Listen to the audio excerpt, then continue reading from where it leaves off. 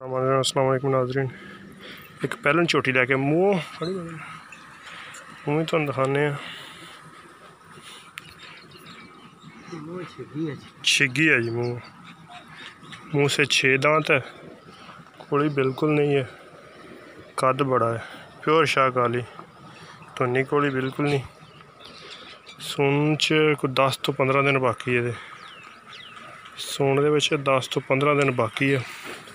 Location है साड़ी आरफ वाला, number है साढ़ा 0356 72 355। धुन्नी घोड़ी मझ नूं बिल्कुल है नहीं, कद मझ दा चंगा वड्डा, शाह काली, अखां भी कालियां, किंगरी वाली निक्की निक्की सिंगी है।